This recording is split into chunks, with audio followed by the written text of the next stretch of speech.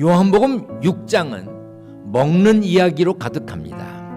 오병이어 사건도 6장에 기록되어 있습니다. 그때 예수님은 떡, 빵과 물고기를 가지고 기도하셨습니다.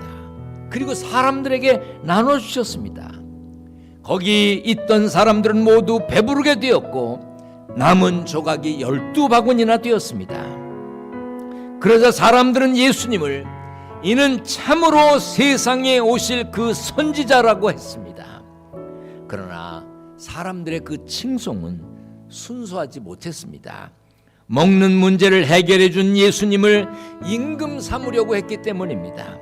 그때 배고팠던 사람들의 배고픔을 해결해 주었더니 예수님을 구원의 문제를 해결해 줄 메시아로 본 것이 아니라 자기들의 먹는 문제를 해결해 줄 능력 있는 사람으로 보았습니다. 요즘도 많은 사람이 예수님을 찾지만 그 목적이 잘못된 경우가 있습니다.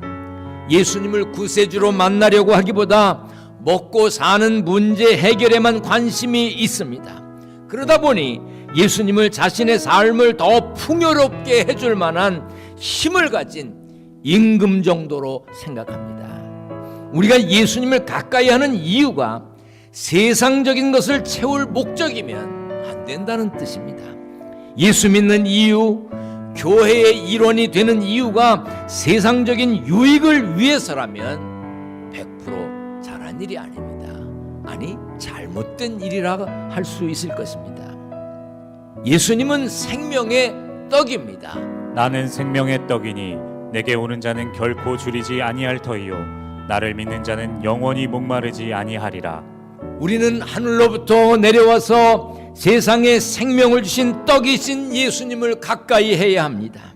생명의 떡을 먹어야 생명을 공급받고 생명을 유지할 수 있습니다. 생명의 떡을 얻는 방법은 두 가지입니다. 하나는 내게 오는 자는 결코 줄이지 아니할 터이요 하신 말씀대로 예수님께 가까이 가야 합니다. 또 하나는 나를 믿는 자는 영원히 목마르지 아니하리라 하신 말씀대로 예수님을 믿어야 합니다.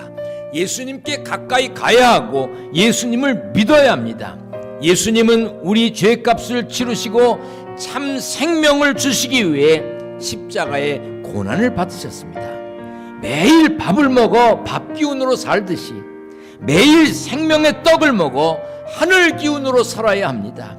그래야 하늘 사람입니다. 그래야 영적으로 건강합니다. 영적 건강을 잘 지켜서 영적 승리자가 되는 복된 삶의 주인공이 되시기를 축원합니다. 축원합니다.